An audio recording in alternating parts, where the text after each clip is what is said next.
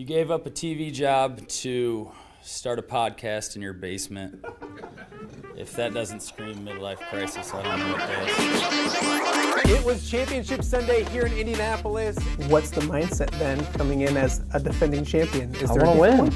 No, I want to win. The young lady over my shoulder, Caitlin Clark. Not the best looking guy. And I don't think anyone's going to sit here and say, Matt Randazzo was really good looking. What has this last month, 2 months, 3 months been like for you? It's an important fan base for the Fighting Illini, is it not? It is. He turned 69 years young last week.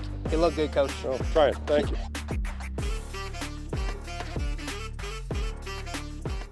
Welcome to Off the Air with Matt Randazzo here on a Tuesday, September 23rd. Thank you guys so much for joining us. A lot to get to on a great day here in the Quad Cities throughout the Midwest. Beautiful fall weather, a little rain last night, but we're ready to rock and roll with a great show for you once again today. If you're watching us live on YouTube, we thank you for that. We appreciate that. Please subscribe. Off the Air with Matt Randazzo. If you have subscribed, thank you. If you haven't, shame on you. What are you waiting for? Do that. Tell a friend or two or 10 about what we're doing each and every weekday here at 10 a.m. We're also live on X. X continues to be very, very good to us. So if you're watching us on X, we appreciate that. Give us your feedback, reply, all those kind of things.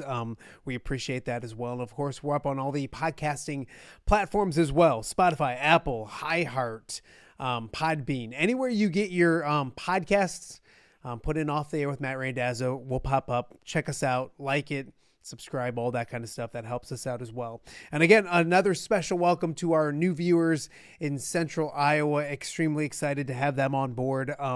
Love having you. Hopefully you enjoyed yesterday's show. If you guys missed yesterday's show, it was a bunch of fun. A really good show. Gary Dolphin joining us yesterday to talk all about the Iowa Hawkeyes, all of that. Scott Docterman, the great Scott Docterman from The Athletic, with us as well. So a lot from yesterday's show. If you missed it, go check it out. And a big show again today. So all of our new viewers in Central Iowa, welcome. We appreciate it. Hopefully you continue to watch and enjoy the ride along the way. Big show today. Once again, a few changes as we go, but it kind of just affects the rest of the week, which is a beautiful thing as well. Coming up in a matter of moments, I'm going to be joined by Iowa legend Chuck Long. The Hawkeyes play at home this weekend, and they're going to honor that 85 team. Chuck, of course, the star quarterback from the 85 team. 40 years since they made it to the Rose Bowl in 85. Everyone remembers 1 versus 2, Iowa and Michigan. It's one of my first memories of football. That game itself. I was born in 79, so I was like 6, 7 years old, and thinking about watching Iowa football and kind of getting into it and all those kind of things. So, yeah, Chuck Long will be with us. Good friend. I've known Chuck for decades, and really appreciate his friendship, what he does here in the Quad Cities with the Children's Therapy Center. But we'll get his thoughts on celebrating 85 and 40 years since 85. We'll also talk to him about Mark Gronowski. No better guy to talk to about quarterbacking at the University of Iowa than Chuck Long. So Gronowski, the offense, all that kind of stuff. Chuck Long coming up in a matter of moments. We were hoping to have our weekly chat with Pat Angerer today. Probably not going to happen. Some technical difficulty and some things coming up. So we're going to probably bump Pat to tomorrow, but Tom Kakert's waiting in the wings in case Pat can't do this coming up later in hour number 1. And so either way, we're going to talk Hawks with either Pat Angerer or Tom Kakert. I don't know how you look at that or not. Either way, Pat will be on tomorrow if he doesn't make it today as well, with our weekly chat with Pat Angerer, which will be a lot of fun. So plenty to talk to with Tom Kakert about as well. Not just the game coming up with the Hoosiers, but basketball schedules came out last week, and we haven't talked to Tom or anybody about it since then. So the Ben McCullum era, starting real soon. It was great too. On Friday we had Josh Sash, the assistant coach for the Iowa Hawkeyes, with us at Big Grove Brewery for the Hawkeye Tailgate Show on the Hawkeye Radio Network. And that kind of just fired me up for basketball. I think it's going to be a great year of college basketball. Here in the Quad Cities, you're looking at Illinois being really good again. I'm intrigued with what Iowa has. I think they're going to be good. And Iowa State, always really, really good. They're reloaded. Have a lot of talent back, all those kind of things. So college basketball will be here before you know it as well. Also, coming up on today's show, in hour number 2, the biggest game of last Friday night, maybe the most talked about, was in the Western Big Six. Sterling and United Township. Sterling trailed 21-3 in the second quarter at one point. They scored 46 of the next 53 points and knocked off previously unbeaten United Township. Their head coach, Jon Schlemmer, will join us in hour number 2 of the show. Talk about his boys growing up, and they did in a big-time way. It was a young team coming into the season, but they get a signature victory. They get back to 500, 2-2, 1-1 in Western Big Six play. So Jon Schlemmer will join us coming up later on in hour number 2. And also, we like to do our Marxy Mondays with John Marks. Yesterday was so busy. We're going to focus on that today. John Marks will join us in hour number 2, and we're going to do reaction overreaction. I got some hot topics in the world of sports that I want to talk to him about.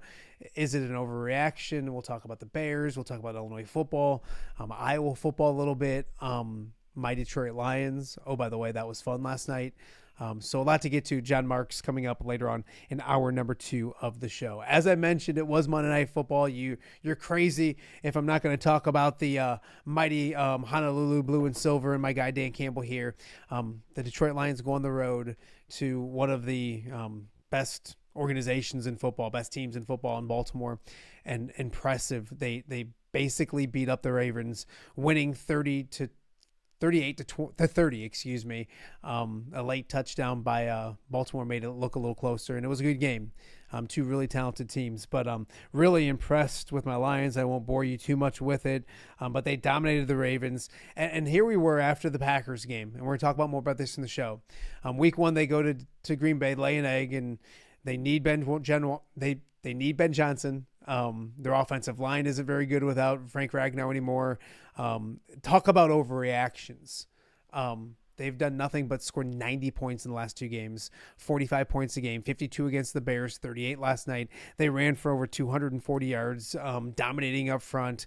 Defense played well, 7 sacks. So, yeah, I know we're in the Quad Cities and we're in the Midwest, but we're going to talk about the Detroit Lions because it factors what's going to happen in that division. And if anyone thinks that division is not the Lions division first, I know week 1 happened. I get it. And Packers fans come yell at me on our chat, but it's still the Lions division. They've won 2 straight North championships, and they looked really good last night. So we'll talk more about that later in the show, but I wanted to get my Lions love out there early on.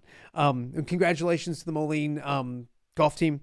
They went down to Quincy yesterday. They won their 4th straight conference championship, so I wanted to mention that and congratulate them as well. And then we mentioned it towards the end of the show yesterday, but once again, congratulations to Courtney Lindsay. He is a world champion in Tokyo. He ran the 3rd leg of the 4x100 meter relay. Their time was the 2nd best time ever for an American team, 5th best all time, no matter where you're running at or where you're running from. Really, really impressive. Courtney Lindsay, we'll talk more about him with John Marks later in the show, but want to give the Rock Island standout some love because he is a world champion. And his story is fantastic because he was a good athlete in high school, but he continued to get better in high school and in college, and he's made himself a world champion. So congratulations once again to Courtney Lindsay for being a world champion in the 4x1 relay in Tokyo. So congrats to him once again. So a lot to get to on today's show. Excited about what we have coming up, and our first guest is somebody that I've gotten to know for a long time, and he is a legend at the University of Iowa, and they're going to honor not just him but his team coming up this Saturday.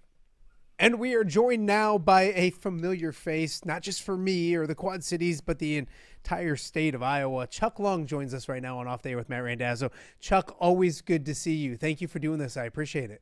It's great to be on with you, Matt. I'm glad you're off and rolling and with all of your efforts and everything you're doing right now. I know you're getting a little bit more family time, which is good too. Yeah, it's a little bit of A and B. I get to do the stuff I love to do, but I get to do it in a better, more family-friendly schedule. So that's a good thing. Good. I get to watch instead of hearing about my kids get a hit or strike out or whatever, then I can see it. So I can be there either way. So that's a beautiful thing.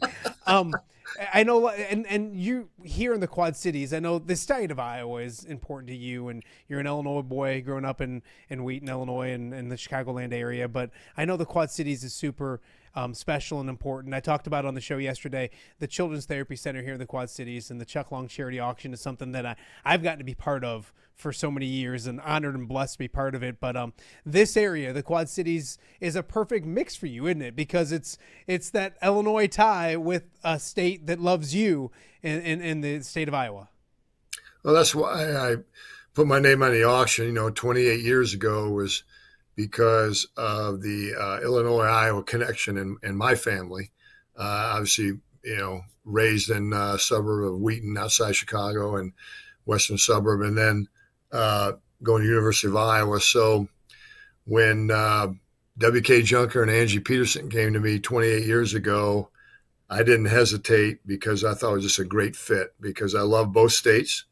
I had a great growing up in Illinois, and I obviously had a fabulous time in Iowa. So to help kids with disabilities in both states in the Quad City area was a no-brainer for me, and I'm glad it's still going strong. And now I'm the chairman of the board, man. I'm the chairman of the board. So. I know. Well, the beauty thing, Chuck, is you've helped so many people, and you're so modest. And I understand that. I get that, and it's a we thing, and I get all of that as well. But the modesty with you as well, because nearly 3 decades of helping kids and having some fun doing it as well. We help kids, but we have fun along the way. I think that's the beauty part about it as well. Chuck Long joining us right now on Off the Air with Matt Randazzo. Chuck, we got Iowa to talk about current day and all that kind of stuff, but it's going to be a special weekend for you.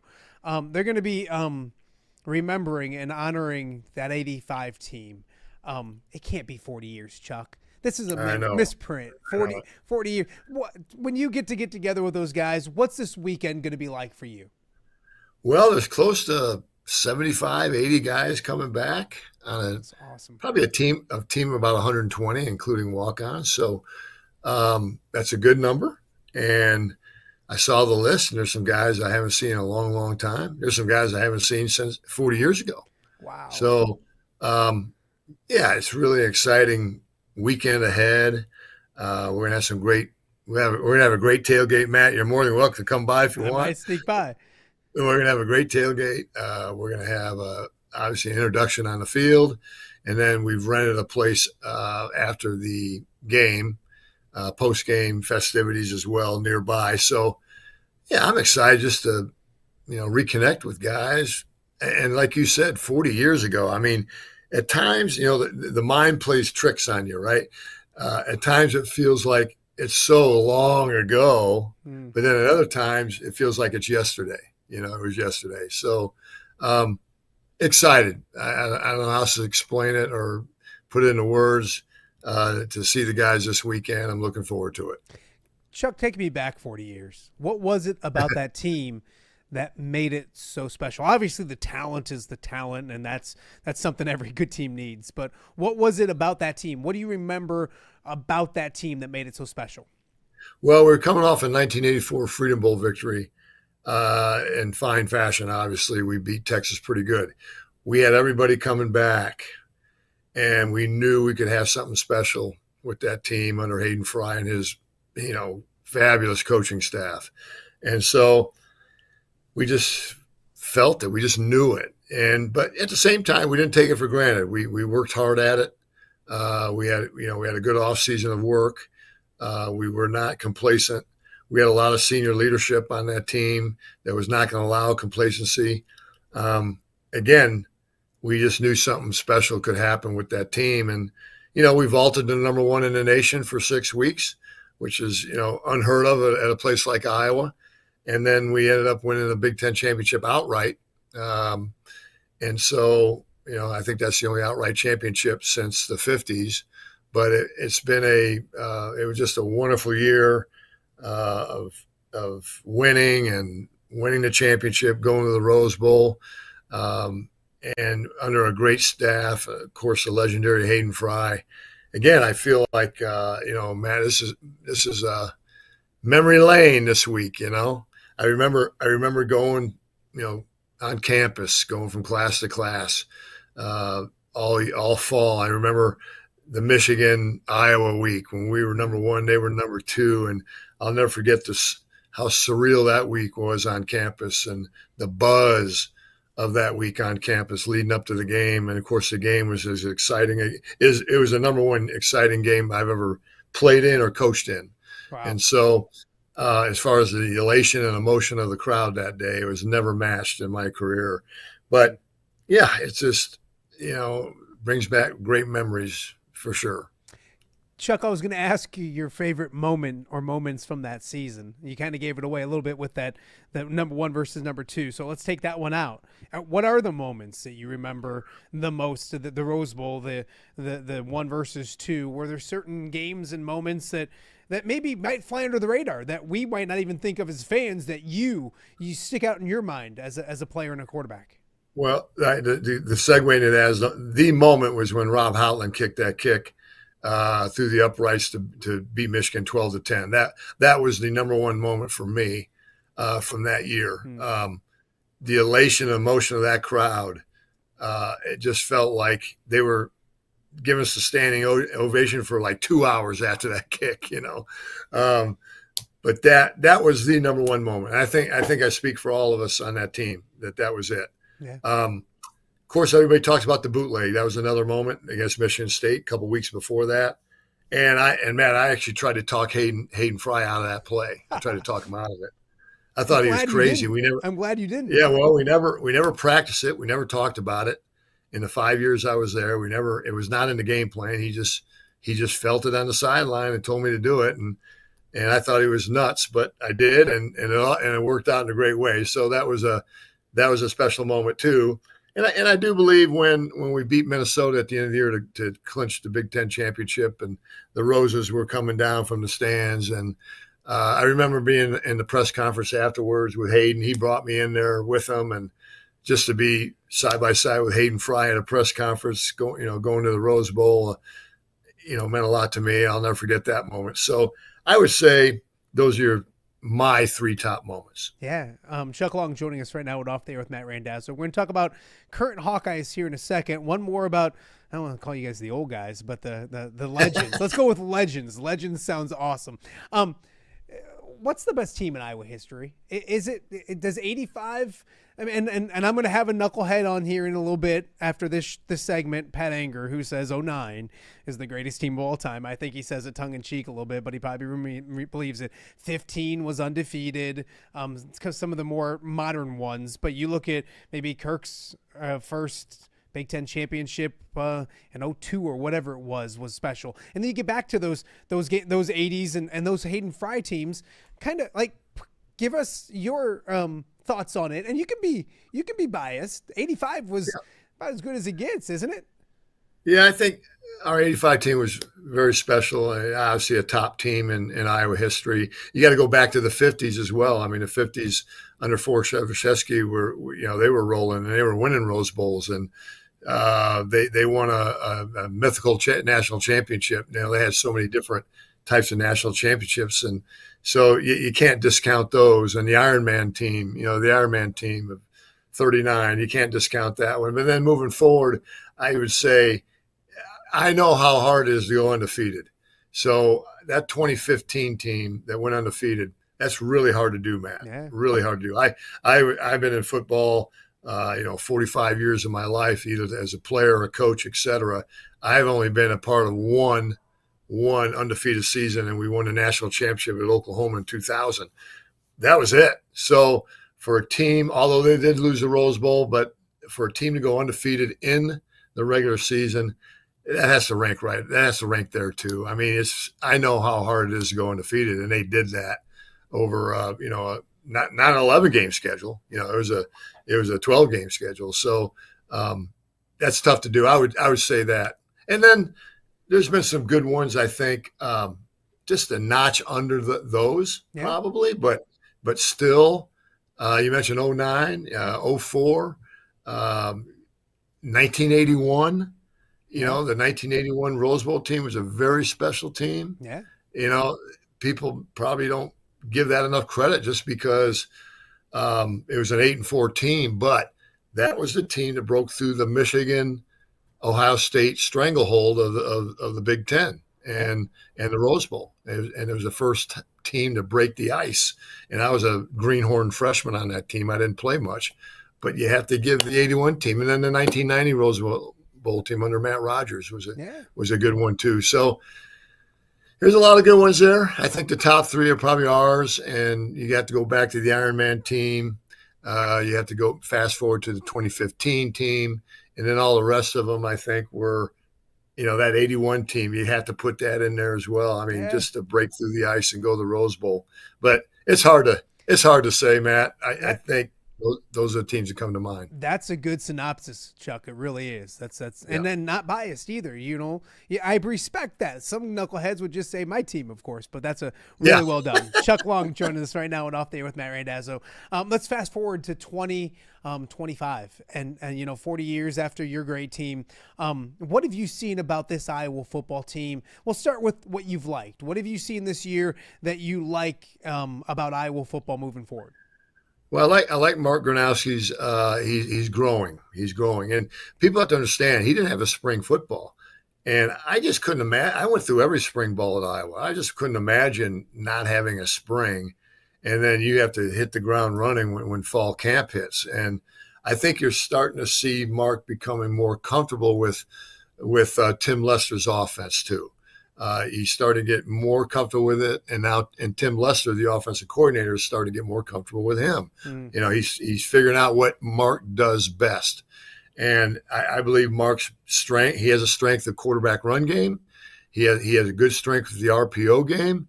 He can run some movement, some bootleg, some dash and sprint out plays. That Tim Lester's figuring that out and decided, let's play to his strengths. I don't see Mark as just a pure drop back guy every single pass. So you have to move him around, and he has the ability to do so, and he's a big, strong kid. So starting with the quarterback, I think that's where it starts, and I see some growth there. Running backs, I think it's a running back room by committee, and it looks like so far a different running back stepped up and done the job. So I think it's a running back committee. They don't have a Caleb Johnson. They just don't. But they have a committee that can do some damage and stay healthy and keep it fresh at that position. Wide receiver group, I think, needs some work there. I think there's some challenges ahead for that group, and of course for Tim Lester getting those guys open. Tight end group's been banged up right now. We'll see how that receiving core plays out moving forward. Offensive line, I think, is the bright spot of the team. They're solid. They're the best unit on the team. Defense, I think, secondary is a little concerning. Phil Parker has realized he probably can't get a pass rush with just four guys. So you saw against Rutgers, Matt, you saw him bring some blitz more, especially in the red zone, and it worked. I think Phil's going to have to think outside his comfort level, outside his box, and bring some more blitz as the year goes on to create some pressure. But that's the way I see it. And I think special teams would be solid under LeVar Woods. It always is. You saw the Wheatgen kick return, a block field goal. I think that's going to be solid. It has to be. But defensively, I just see. Let's just see. They're giving up some yards right now, some points, and there's better opponents starting with Indiana this week ahead. No, absolutely. Chuck Long joining us right now. Chuck, I want to go back to that quarterback position because, well, heck, you did it at a very high level in Iowa City, and it's been a little while. But what is it like to be in that fishbowl? And I only got to imagine. I have no clue. I didn't do it, but it's probably harder now than it was back when you were there because of social media and the ability for fans to voice their opinion, whether it's a good opinion or a bad opinion. There's just more of it. So what's it like being that guy in Iowa City, especially here in 2025? And what have you seen from Mark Gronowski when it comes to handling that pressure of being the starting quarterback at the University of Iowa? I think he's handled it well. And what shows with Mark is the fact that he is thrown for 10,000 yards at another university, and he's the all-time winningest quarterback in NCAA in history, college football. In NCAA history. I mean, that experience will help. I know the Big Ten level is a higher level with more social media, more attention, but I think he's become used to that pretty quickly. So that bodes well for the rest of the year. But Matt, I couldn't imagine being a quarterback today with all the social media and the cell phones. I always kid around with our guys. I said, thank God we didn't have any cell phones back then, Matt. We'd be all in trouble. You know what I mean? So today is a whole different animal, and I couldn't imagine what they go through. And, I think it takes a lot of discipline to stay off social media, Twitter, Instagram, all that stuff. But those guys get on it.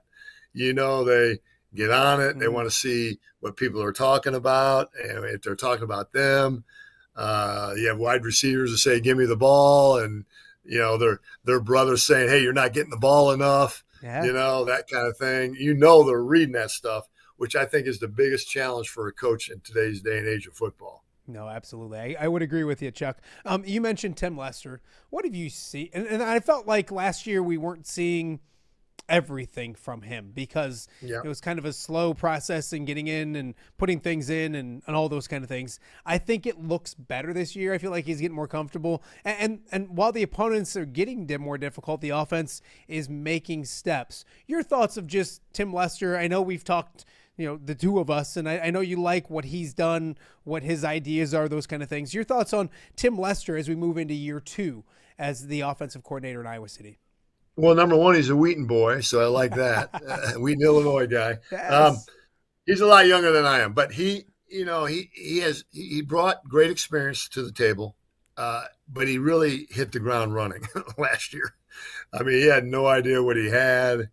I've been in that chair. It's tough. Okay, what do I have? I just got here.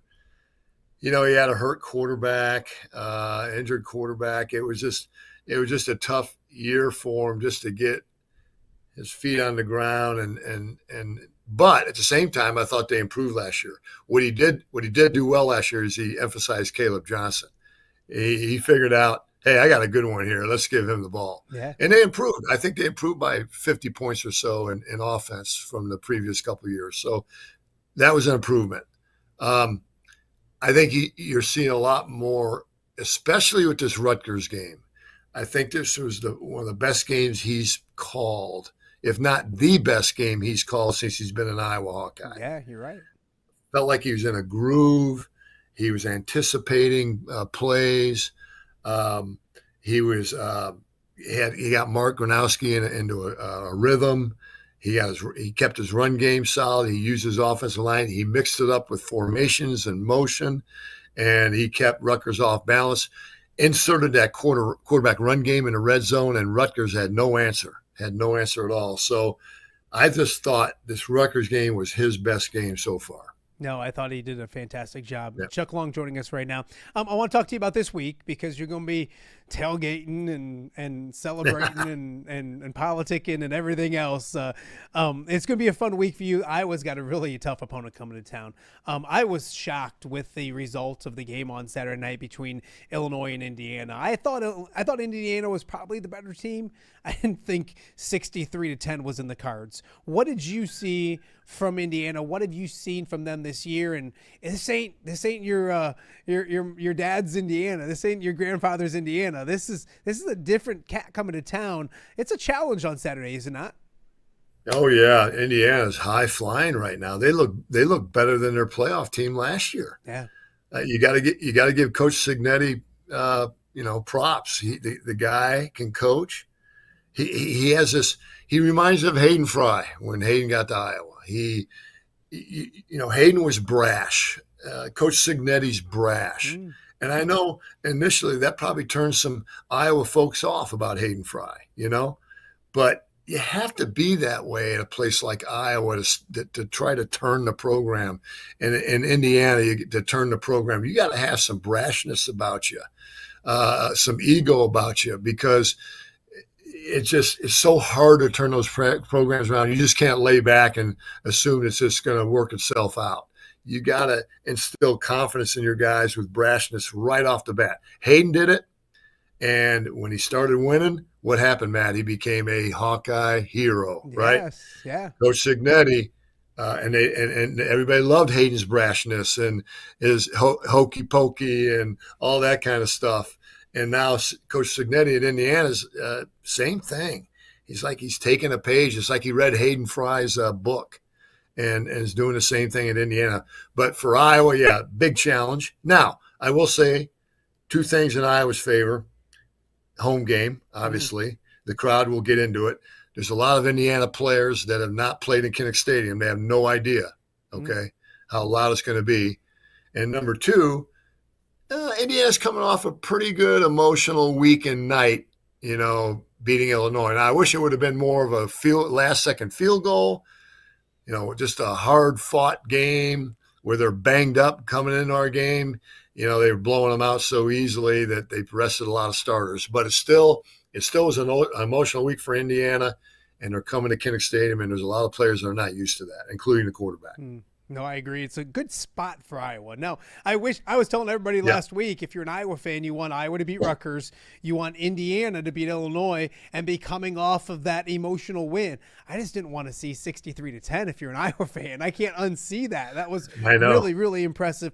Chuck, before I let you go, a couple quick more before I don't want to take too much of your time, but you look at that coaching matchup. I think it's fascinating because you're the second person. Scott Docterman was on the show yesterday, and he did the same thing. Reminds me of Hayden Fry when he came to town, and then you got Kirk Ferentz, who's not that. He's not going to be brash. He's confident in his guys, and he has his guys back, but he's not going to tell you how great they are. It's a different style, but they're both effective. Kind of talk about that, because you coach and have coached for a while. There's different ways to skin a cat, and both seem to find the way that they do it the best. Yeah, you have to be true to yourself. And so when you're true to yourself first, then you don't come across as a phony guy. You be true to yourself, and that's what Kirk's been. You can't. He's not Hayden Fry, and he never be Hayden Fry. So he wanted to be Kirk Ferentz, and it's worked for him. You have to be true to yourself first. What's your personality, and work within that personality and get your guys to believe in your program. That's the most important thing. A lot of different styles to win out there, and Kirk certainly has his style, but it's different than Hayden's style, but it's still successful. Before I let you go, I want to talk to you about just college football in general, because in 1985, I told you that you could make a boatload of money playing college football, and you could transfer if you didn't like what was going on and go to wherever you want to be. You would have thought I was crazy. You would have probably thought that 10 years ago, more or less 1985. What are your thoughts on where college football has gone? It went someplace really quickly. I want to think and hope that it's catching up and maybe tying some loose ends along the way, because I think it was a little dicey for a while. Just your thoughts on the new NIL transfer portal era of college football. I think it's crazy, but you have to do it. Again, you're talking about Indiana. Coach Cignetti's doing it. You have to get into that portal. You have to get in the NIL money. You got to have some money behind you to be able to go in these living rooms and offer the money. That's just the way it is today. I do foresee, Matt, I think they need contracts. If they can get to a point where they're getting players to sign 2 or 3 year deals at the same school, that would help. Because right now, it's kind of like college basketball when they're one and done. They come in, they're one and done, go to the NBA. So teams like Kansas and Kentucky, they get these teams and they got to develop chemistry in 1 year, and then their guys are gone. Yeah. Well, football is doing that right now, but it's not just 5 guys; it's 50 guys, right? I have a buddy coach in the SEC, and he gave me this example last spring. I said, "What's it like?" He said, "Chuck, every time my phone rings, it's one of my I think it's one of my players wanting more money." Gosh, I mean, that's what it's become. Yeah. Not only your recruits want money, your own players want money all the time. So it's a challenge. I don't know. I mean, I don't know where it's going to go, but they have to find a way to get contracts done like the NFL. Yeah. Okay. Get them signed up for a number of years just to build some chemistry and continuity within those 2 or 3 years. No, I completely agree. It's weird when you have a guy like the kid from Tennessee that decided he wasn't making enough money anymore. Like, you do that in the NFL, you got to hold out. You got a contract. You can't do those kind of things. And here in college football, they could go and find the best number. It's strange to me, yeah. But like you said, I get it. I get the money. I get the big business. It's just, the genie's out of the bottle now. You're not going to put him back in. Now you just got to figure out the best way to live with the marketplace that you've put out there. And I think that's what they're starting to do.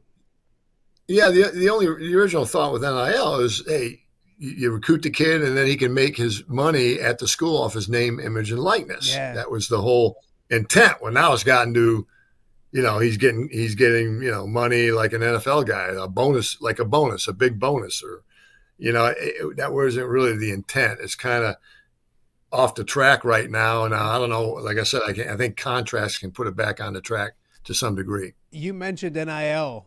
Go back to 85. If you could find businesses to sponsor, if you will, Chuck Long, what were those? Give me some names of the places in Iowa City that would have been hit up by Chuck Long. You probably have a few places, I'm sure. Well, yeah, Matt, you could be my agent. Let's get some NIL going for me right now, Yes, absolutely. Absolutely. I'm in. I don't even need a lot. I don't even need a lot of big cut. But think about that, Chuck. Like, there were places that you probably would have definitely been like, okay, this is an easy one. Well, the big companies back then were Amana. Amana was big back then. You had, I can't think of all of them, but, there wasn't, I should say Come and Go.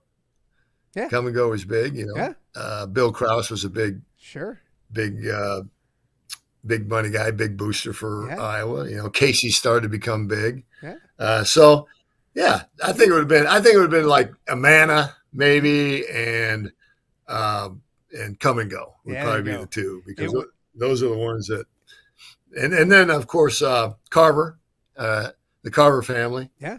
They've always been big with Iowa and Iowa football, the Carver family. So you would have done just fine. Probably that. You would have done just fine, Chuck. You would have done just fine. Hey, I appreciate you doing this. It means the world that you take the time to come on the show. I'll see you later tonight. I'm going to see you. You're coming down for a nice dinner here in the Quad Cities, and I luckily get to hang. So we'll chat later this evening, and then I can't wait to see you this weekend. Have fun. I'll find you. Don't worry. I'll find the tailgate. I'll find the after party. I'll be rolling around. So I look forward to that. And enjoy the weekend, my friend. It's going to be fun. Thanks, Matt.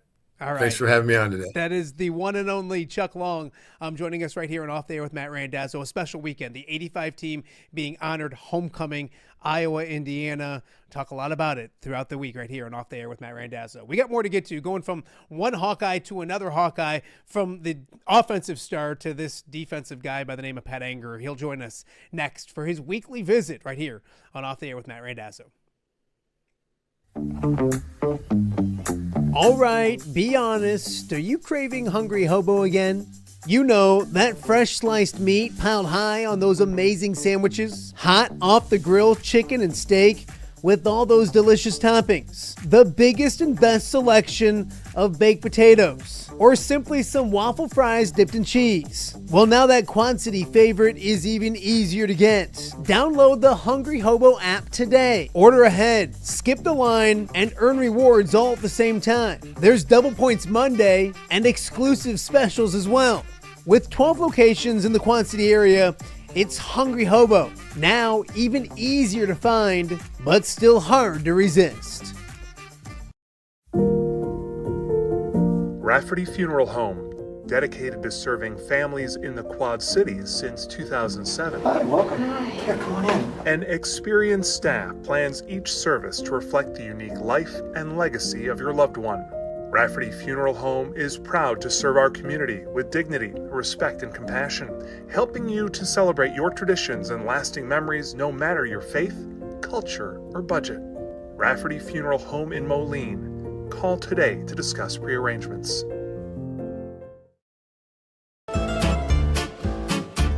When it comes to quality, convenient pizza, Godfather's Pizza in Silvis has you covered.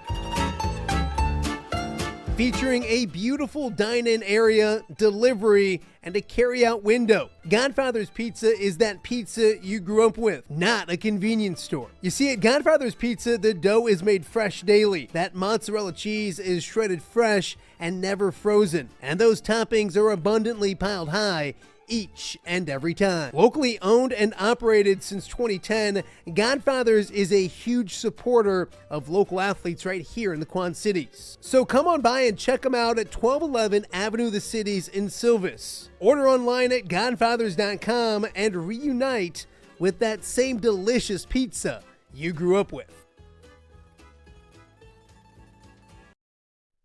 Welcome back to Off the Air with Matt Randazzo here on a Wednesday in the Quad Cities. Great to catch up with and chat with Chuck Long. Always enjoy chatting with a good friend, first and foremost, and then always an Iowa legend as well. Speaking of Iowa legends, hoping to be chatting with Pat Anger right now. We're going to bump him to tomorrow.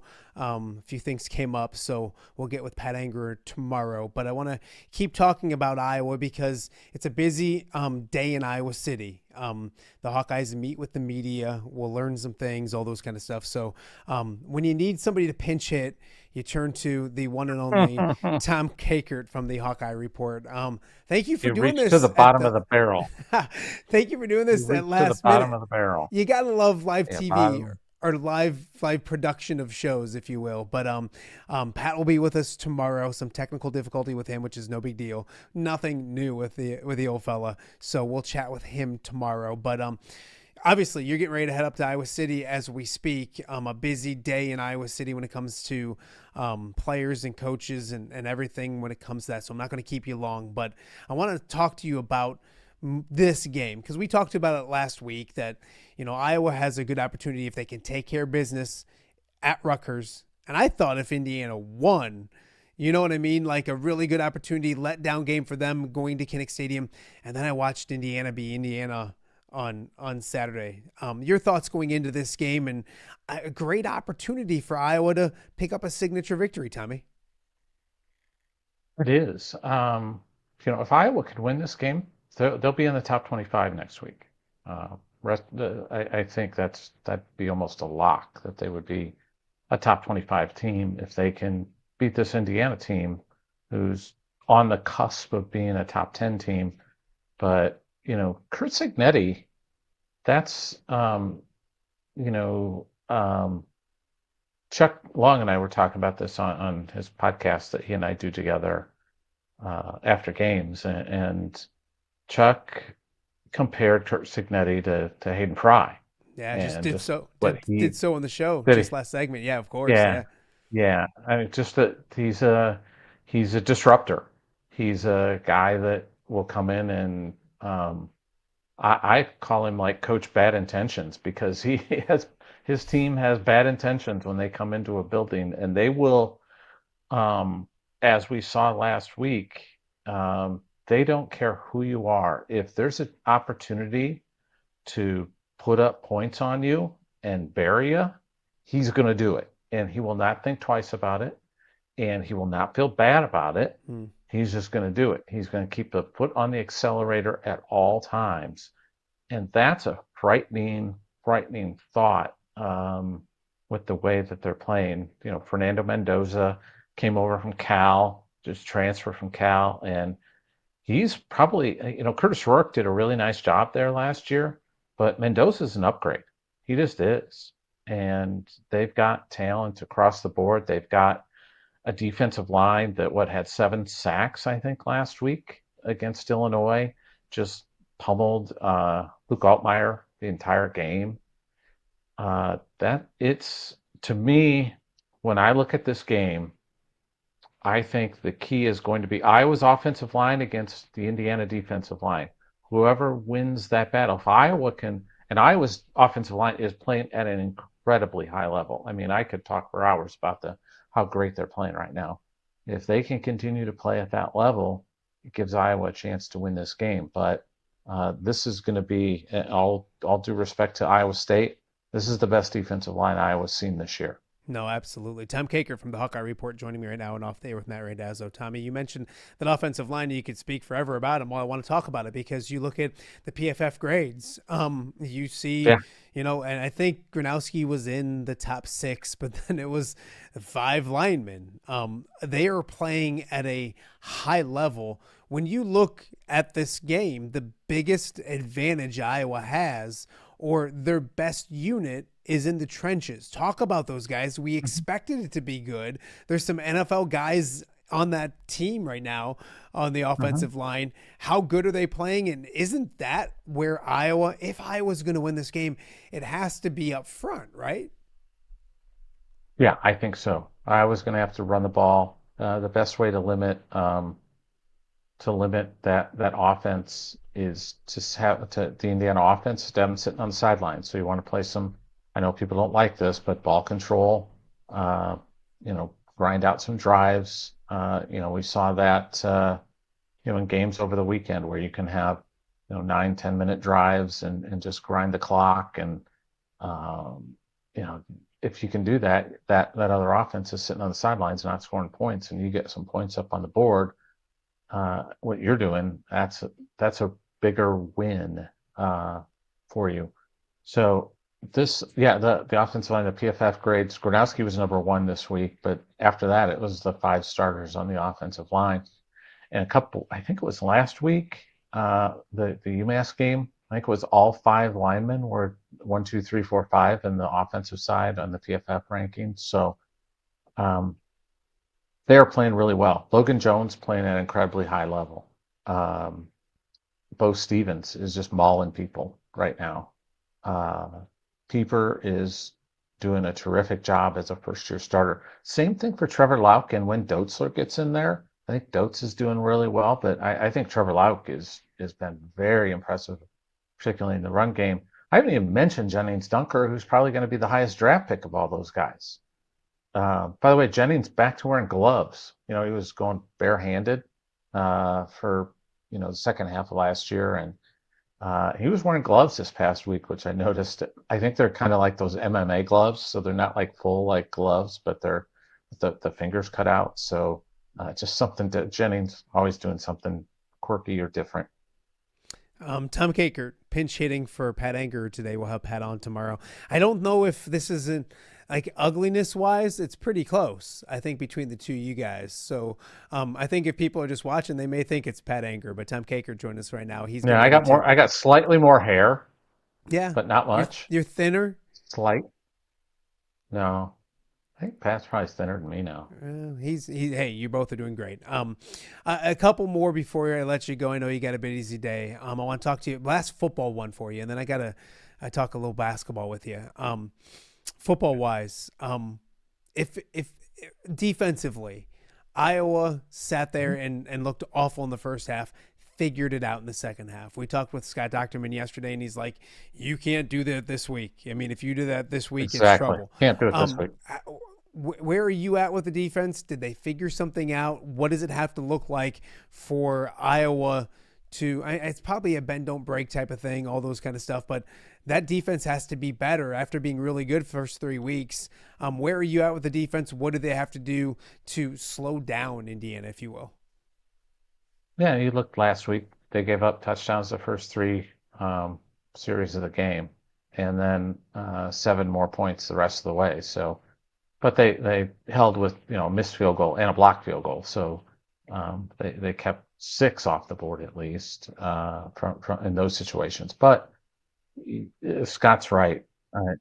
You cannot expect to have success against this Indiana team and just wait until halftime to make major adjustments. You just can't. You'll be down 35 zip if you do it that way. I mean, you're risking some bad things happening. So, this is going to be their great challenge. I think one thing to watch this week is, and Kirk's going to get asked about it today, but so we may have an answer fairly soon. But who's starting opposite TJ Hall at corner? Is it going to be Deshaun Lee, or is it going to be Jalen Watson. Jalen Watson went in their last 2 series and did a really nice job, I thought. And maybe that's the impetus for a change there. Seems like teams have been going after Deshaun Lee quite a bit and having some success. And TJ Hall's playing really, really well. So they need to shore up that other corner position. If they can do that, I think they're going to be okay. I thought another interesting thing that Phil adjusted was they'd take Jaden Harrell off the field in some of those pass situations, and they were bringing Rexroth out there. Rexroth, who has the interception in the fourth period. So that'll be something to watch too, as they adjust their linebacker coverage unit as well. They'll keep Shire out there. And how much? The other interesting thing will be, does Phil bring more pressure? Because I think maybe that's the way to get to Indiana, is to bring more pressure at them. Because I don't know that you can get it with your natural front four getting penetration. No, I would agree. We're going to talk more with Tom Kakert probably later in this week about the game. I'll get your prediction later in the week, all that kind of stuff. I want to talk to you about basketball real quick because we had Josh Sash on the Hawkeye Tailgate show on Friday. Tons of fun, really fantastic. Great dude. Fantastic. Yeah, he's a good dude. And the schedule came out last Thursday, and we talked a little bit about it with him. On the Hawkeye Tailgate show. When that schedule came out, what headline, what'd you see, what'd you find, what'd you think when it came to the Iowa basketball schedule now coming up this winter?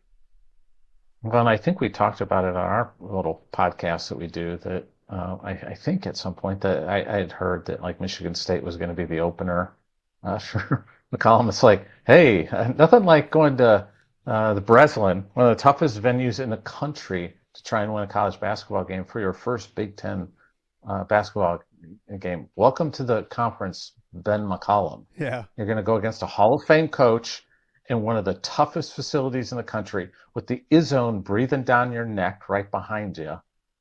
Yeah. Okay. And then you got Maryland, who, I think is going to be pretty good with Buzz Williams now coaching there. And right after that, you got Iowa State in Ames, and that's a top 15 team probably coming back for TJ Otzelberger. So that's a stretch, man. That's a stretch and a half right there. Indiana and Purdue back-to-back on the road. Whew, okay. Indiana's going to be tough because I know Darren DeVries, and Darren DeVries is going to have that team ready to go. And Paint's team is probably number 1 or number 2 in the country. So, Purdue's going to be really good. But boy, I'm looking forward to seeing like Braden Smith and Bennett Sturts go head to head. Maybe two of the best point guards in the country. Going head to head, that's going to be a fun matchup too. And I'm super excited about basketball coming up. So that'd be fun. What did you like about the schedule? You said the things that are maybe difficult. Are there some advantageous parts of the schedule? And the way Josh Sash and I talked about it, it's pick your poison in the Big Ten. You know what I mean? It's going to be one of those leagues, and they're used to that. They know that. But advantageous parts. He also mentioned that they thought about adding another Power 4 or Power 5 game and just didn't work out the way they liked it, so they went with SEMO. Give me some advantageous parts of the schedule. I do know Quad City fans, there's only one Iowa-Illinois game, and it's at Carver Hawkeye, I believe, this year, like in the middle of January, something like that. Yeah, it's in January. Yeah, it seemed like a good schedule. The West Coast, you get UCLA and USC and Iowa City. That's going to be cool. They're going to go out to Oregon and then go to UW. So that's kind of the flip of last year when Oregon and Washington came to Iowa City. So you got that in early February, I think, where they make that trip out west. So that'll be a challenging period too. So there's a couple of like tied together road trips that they're going to make that I think are going to be somewhat challenging for them. But boy, I'm looking forward to seeing them. I know they did try to get like an exhibition game too that they were trying to get together with Texas Tech. I don't know if Josh talked about that, but they were trying to get that done, and it was going to be like on a football weekend, and you couldn't do it logistically because You know what they don't have enough of probably on a football weekend in Iowa City, Matt Randazzo? Hotel rooms. No, I know it. It's a So difficult thing, especially this weekend Yeah, and a couple other ones coming up between, when Penn State so comes that would have through and been Oregon it comes would have through. been fun because Texas Tech's going to be one of the best teams in the country, and Ben and Grant McCaslin are really good friends, so maybe that can happen down the road sometime where they can play each other, but they're going to do two private those secret scrimmages That are instead. never Uh, secret. We always find out something about. we'll find something out about it, I'm sure. But yeah, so the first time we'll see him is that Robert Morris game on what is it, November 4th, I think, something like that. Yeah. No, you look at it, Tom, and So I'll let you go, but it's coming fast. Just talking with Coach Sash, like you got Bennett Sturts, that's what everybody talks about, but the Figueres kid is really good. They're really intrigued and excited about him, and the K-State transfer Hausen, and there's just a bunch of different parts. They like the Trey Thompson kid that's in. They love what they're doing he's when it comes good. to recruiting wise. So it's an exciting time. I think it's almost like Bears fans need to pump the brakes a little bit with expectations. I think Iowa fans should just enjoy this. I think there should be some expectations because they have them on themselves, but it'll be interesting to see what it looks like when they hit the floor in November. I figured it'd be a good chance to chat a little basketball with you as well. We'll bug Tommy later in the week again one more time, get his predictions on Iowa, Indiana, all those kind of things. But thank you for pinch hitting for Patrick. You owe him. Make sure you text him, let him know you owe him, and we'll catch up with you again real soon. And people, if you're wondering if you're looking for stuff from today, because it's Media Day in Iowa City, the weekly Media Day with players and coaches and Kirk and all that kind of stuff, head to HawkeyeReport.com. Our good friends, our new viewers in Central Iowa. Tommy, how do they get involved with the Hawkeye Report? Yeah, just go to HawkeyeReport.com or go to On3 and search Iowa fan site on there, Hawkeye Report, and it's super easy. And first 7 days are basically free, $1 for 7 days, and you can bail out after that if you'd like. But we'd love to earn your business and stop by. We'll have full coverage Tuesday. We have a bunch of stuff all week. We'll have a podcast this week at some point. A lot of women's basketball coverage with Kyle Huseman, and wrestling coverage with Tanner Lefevre, great photography from Dennis. And then we've got, game day. We'll be busy on game day, getting there early, telling you what's going on and talking about everything that we're seeing live from the press box. TK, I appreciate you. Be good. We'll talk to you soon. Thanks. All right, that is Tom Kakert. Pinch hitting for Pat Anger. We'll have Pat on tomorrow, I think. I think we'll get things figured out with him and get him up here on a Wednesday in the Quad Cities. So, but yeah, big game, big week in Iowa City. Obviously, we're going to talk a lot about it throughout the week right here on Off There with Matt Randazzo, and then also basketball season right around the corner as well. We got more to get to coming up on Off There with Matt Randazzo. We're going to hit the high school gridiron because we had some fantastic games last Friday. One of them was in the Western Big Six where Sterling was down 21-3 in the second quarter. Came back, scored 46 of the next 53 points to upset, I guess, if you will, United Township. So we'll be joined by the Sterling head coach, Jon Schlemmer, and what it means to his team, his young team, moving forward this year. All that and much more. You're watching Off the Air with Matt Randazzo right here on a Tuesday. Give me the keys. Learning to drive can be stressful for both the student and, yes, the parent as well. Relax. There's an easy way to avoid the stress. Skiles Driving School in East Moline has been helping new drivers hit the road with confidence for over 20 years. Whether you're a teen earning your first license or an adult looking for behind-the-wheel training, we've got you covered. Their certified instructors are patient, experienced, and use modern vehicles equipped for safety and comfort. From classroom instruction to real-world driving, we make learning safe, affordable, and even fun. Call 309-278-0098 or visit skylesdriving.com. Skiles Driving School. Get in, buckle up, drive drive your future forward.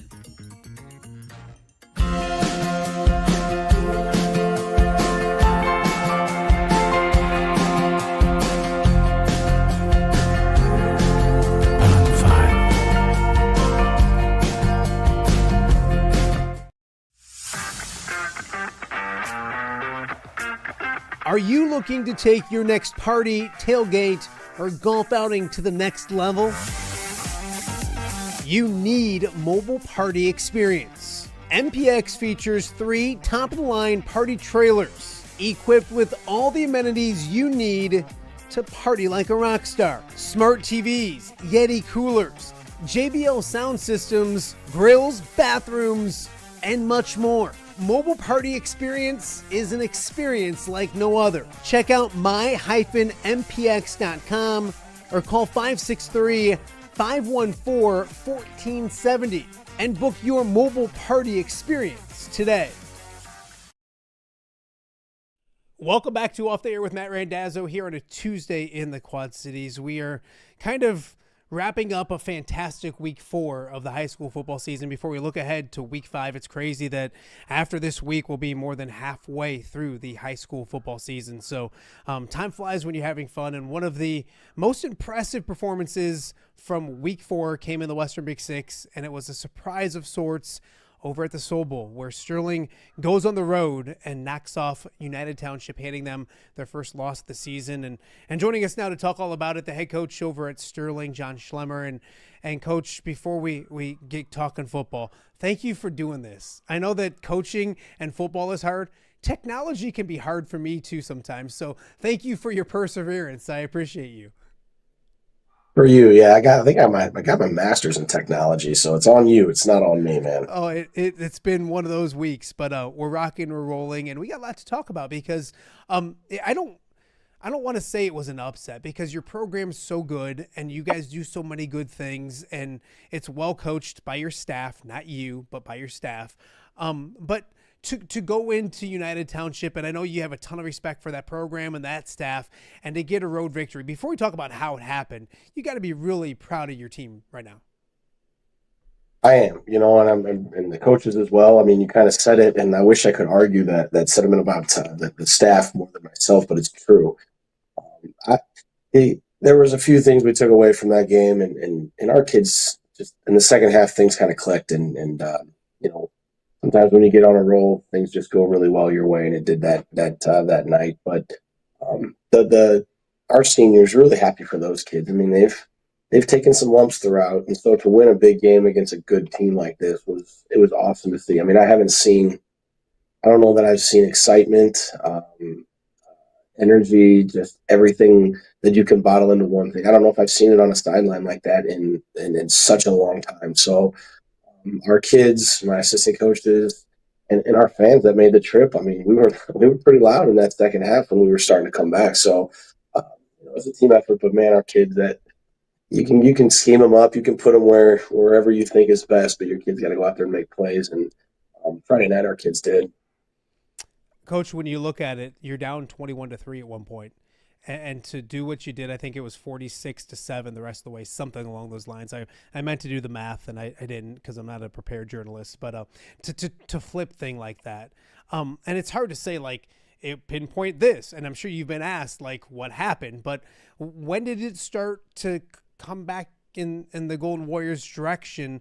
And then the second half, I mean, that's something that you guys are going to probably enjoy for some time. When did it flip, or can you pinpoint a few things on what you guys did to turn things around?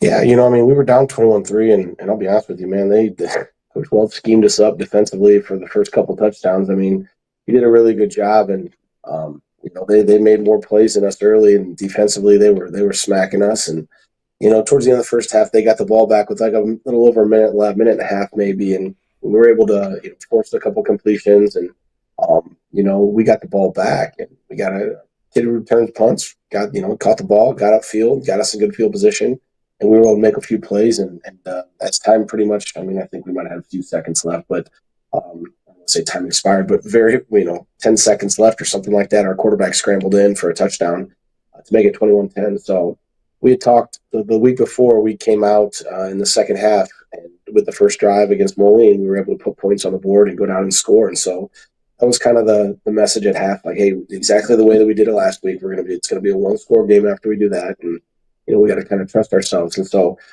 once we were able to score, we didn't get the 2-point conversion, so it was 21-16, and from there we just kept getting stop after stop after stop after stop, and our field position, from our kicker was great, and defensive was getting great stops, and we were able to punch it in a few times. So there were so many things that went right that half. Sometimes it's on the other end.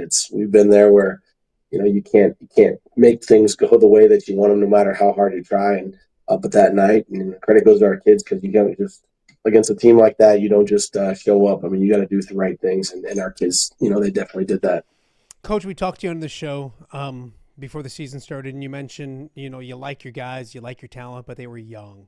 Are you watching, and you mentioned the seniors, and seniors are so important as leaders and those kind of things, but is your team growing up a little bit? And if so, how? Because that's the thing about young kids, is they get older, they get experience, and hopefully you see it click. Are you starting to see that with a really a close game with Moline until maybe the very end, and then going on the road and beating United Township? Are you watching your team grow up a little bit? We are, and that's a fun part as a coach. I mean, man, you want to get old and stay old and have seniors and have, but when we watch these kids, because we got a ton of juniors that are starting for us right now that started as sophomores. We've got guys that are sophomores that are, they're playing in their 15th game, 14th game, on varsity game as a, 15-year-old. So it is fun to see that. And you don't always see it click on Friday nights, which is, it doesn't always turn out that great, because on Friday nights, things get tough, especially in this league. And a couple of people that we've played so far, man, they don't make it easy. But in practice, the way they, kind of approach, their practice, and the way that they watch film, and the way that they start to, little things in their heads start to click, and they can start to see things, that's when the fun happens. And so, we've been kind of where we want to get back to. We haven't reached that ultimate goal yet, but we've been really close. And sometimes the climb, man, it's fun. It's fun to kind of be where we're at, and win these games and learn how to win these as a group of young kids. Because as a coaching staff, you've kind of seen what it takes and it, but until those kids really understand that, but once they do, man, it's fun, because our kids just played with so much excitement. And I think my one question I was had is, you guys have fun? I mean, our kids had fun, and that's what it should always be about. It's tough sometimes, man. You want to have success, and success just doesn't happen overnight. So it was really good for our program and for our kids.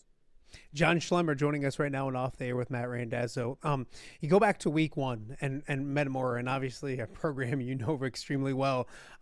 That was and I look at it with several other teams. I look at Geneseo going to Rochelle and kind of measuring where you're at. And it's cliche, but it's true. You want to get better week 1 to week 2, now week 2 to 3 and 3 to 4. And you talked about your kids growing up. Can you see the market improvement from the start of the season to now? And that's got to be something also confidence-wise, that when they see results, that has to validate the process, if that makes any sense. It does. And I told somebody, I don't know that you want to say this as a high school football coach, but results matter in this sport. High school football, it's you want to go out there and you want your kids to win, and you want them to, you want them great, give them a great experience. That's the number one overall thing that you want to do. And, teach them lessons and stuff, but they want to win games. They want to have fun. They want to show hey, we're going out there and doing all this work. It's going to pay off. It pays off. And so,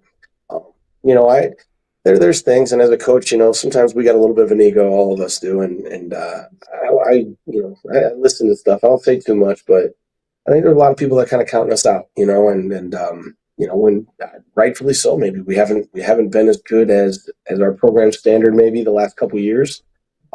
We're bringing in some new fresh guys, but we're still who we are. Our kids still play with tons of passion for where they're from. Playing for Sterling means so much to these kids, and so when they can go out and beat a good team like we did on Friday night, it kind of validates a lot of the work that they've been putting in. But it's by far, we talked to practice, man. It's not there ain't no time to sit there and pat yourself on the back. We got to get back to work. So we were excited.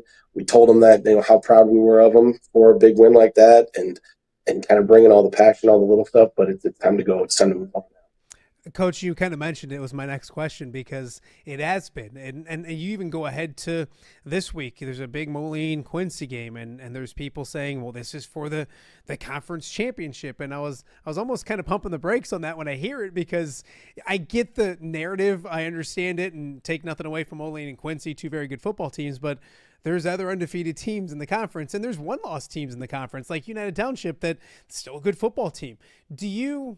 and maybe not you, but do your players notice those kind of things? Is there a chip on their shoulder knowing that maybe you mentioned those doubters? There's people that kind of still overlook Sterling despite what the Golden Warriors are doing. How do you play that? How do you don't want to listen to too much, but is there that chip on their shoulder with these guys?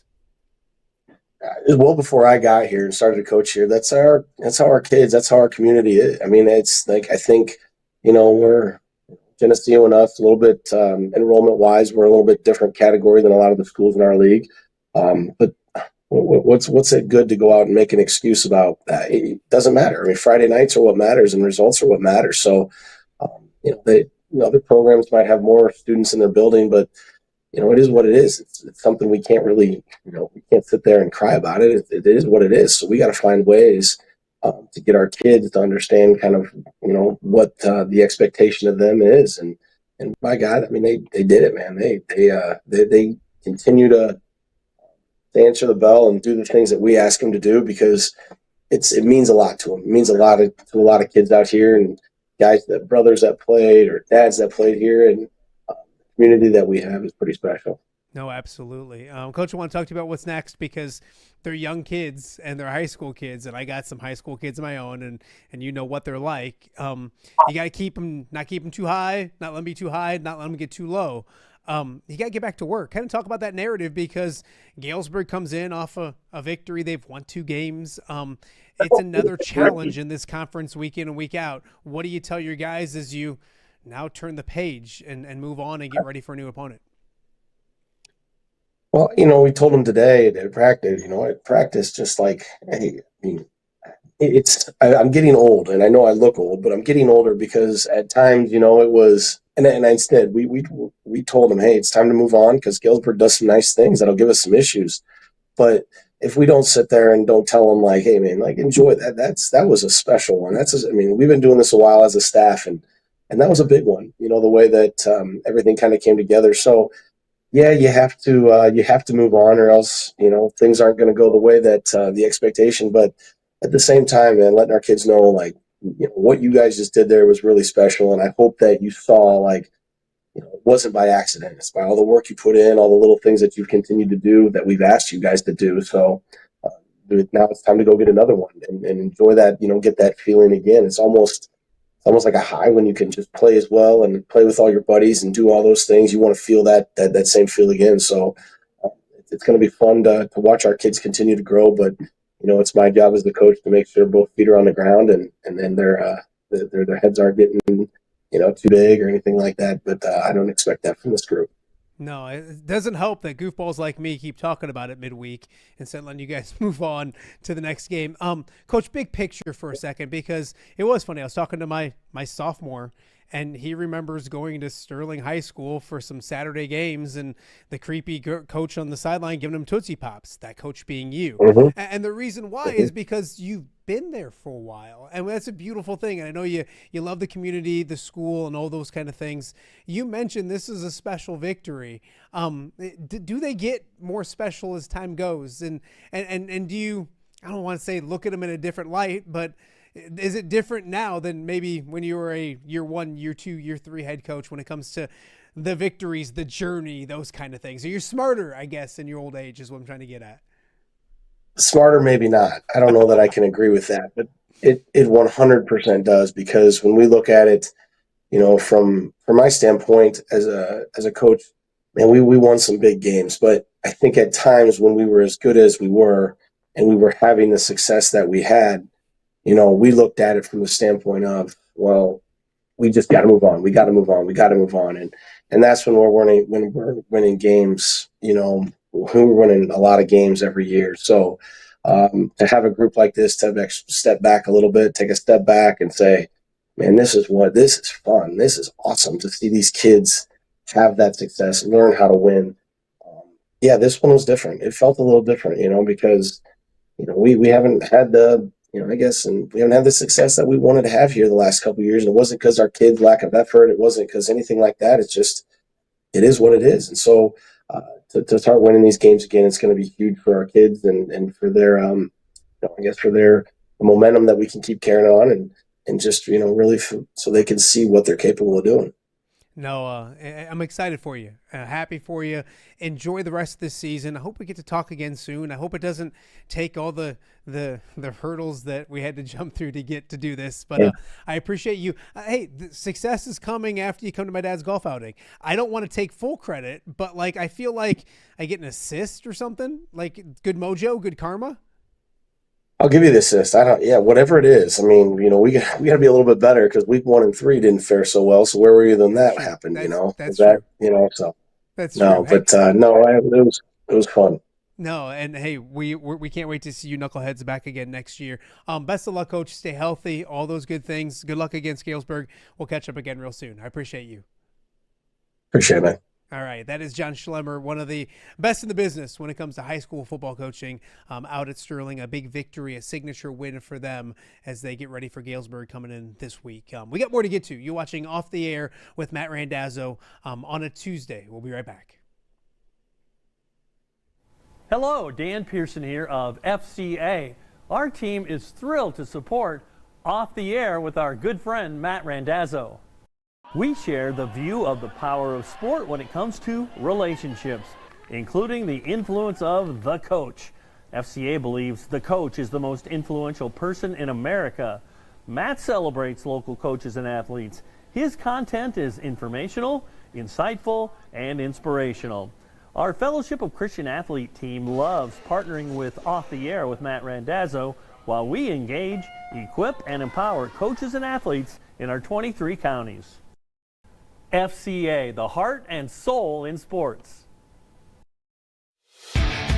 View from the West, the podcast covering Illinois high school football. It's going to be a hard-hitting game. It's going to be great football. Weekly analysis and reaction from around the western side of the state of Illinois. This is the game we had circled when the year started. Follow along on YouTube and subscribe wherever you listen to podcasts. It's big-time football out there tonight, and I know we can play big-time football. View from the West. We got you covered.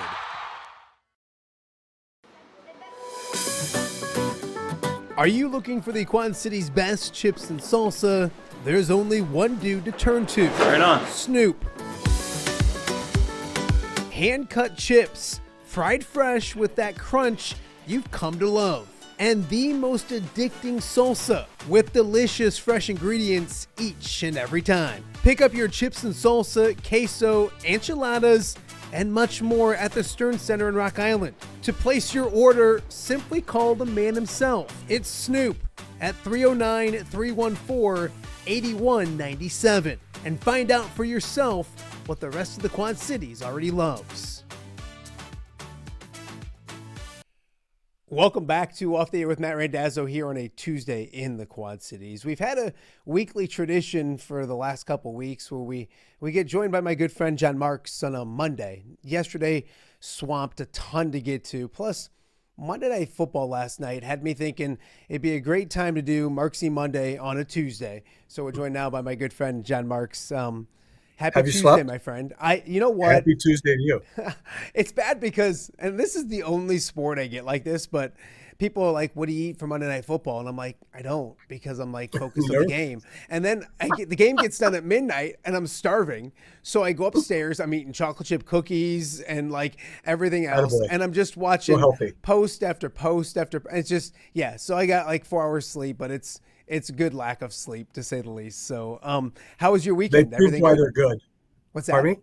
How was your They weekend? proved why they're pretty good. Yeah, no, we're going to talk about the Mighty Lions here in a second. How was your weekend before we get rocking and rolling? Fine. It's just, it gets, you know how it is. You do what you have to do, and then you hop in a car and drive 5.5. And for that situation, and then you get to watch. And I'll just keep this between you and I. You do TV on Friday night. You watch, see how bad long snappers are at the high school level, and then you close your eyes when the ball's going back because you can't watch it. And then it's all over the country right now, so it makes you feel good. Even win, lose, or draw, I get to see my son for a few minutes after the game on Saturday night, and then we were blessed enough to have a meal with him yesterday or Sunday morning. And then they were back, and he's back at it. So, like everybody else, life is good. I missed my Randazzo Monday.